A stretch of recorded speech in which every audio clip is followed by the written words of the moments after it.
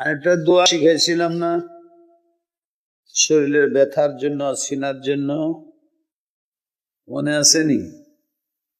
হ্যাঁ, বুকের মধ্যে হাত রেখে 7 বার পড়ার দোয়া শিখাইছিলাম। হ্যাঁ, আমি বলে দিব খালি, আমি একটা খালি বলে দিলে আপনারা শোনান আমারে।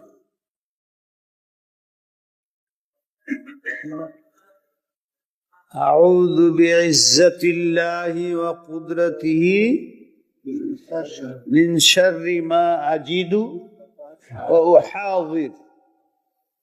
আউযু বিইজ্জাতিল্লাহি ওয়া কুদরাতিহি মিন শাররি মা আজিদু ওয়া উহাযির। আউযু বিইজ্জাতিল্লাহি ওয়া কুদরাতিহি মিন শাররি মা আজিদু ওয়া উহাযির। 7 বার পড়া, এখানে হাত রেখে, অথবা যেখানে ব্যথা ওখানে হাত।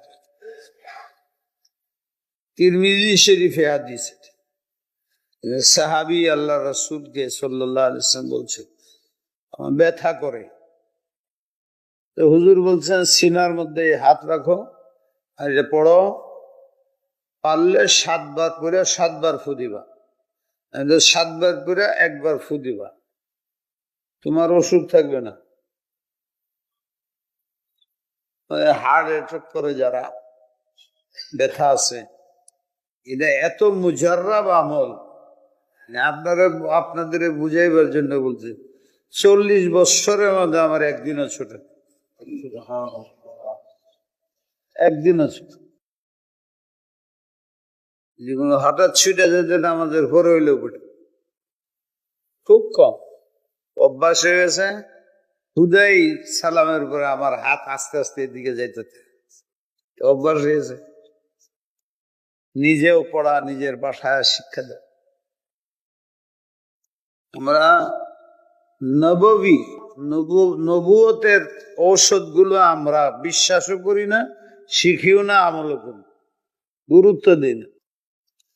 আল্লাহ রসুলের দেওয়া ঔষধ, ওইটার দাম যে কোনো বড় ডাক্তারের ওষুধের চেয়ে বেশি।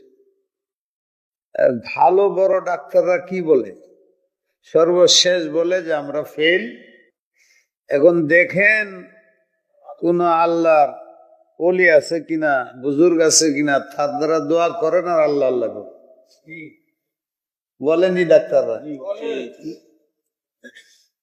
আগে ডাক্তার পর্যন্ত বুঝে, এত বড় ডাক্তার সে বুঝে, এই বলে যে আমি পারবো না, এটা বলে আবার বলে একমাত্র আল্লাহ আছে, আর কেউ দ্বারা সম্ভব।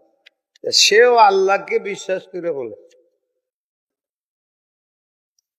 অমুসলিম ডাক্তারকে আমি শুনছি এ বলে, খ্রিস্টান হতে গড, গড ছাড়া, হিন্দু ঈশ্বর। সুবহানাল্লাহ, ওয়ালা ইন সাআলতুম মান খালাকাস সামাওয়াতি ওয়াল আরদ লা ইয়াকুলুন্নাল্লাহ। যাকে জিজ্ঞাসা করো তোমার শেষ চিকিৎসা কার কাছে? আল্লাহর কাছে।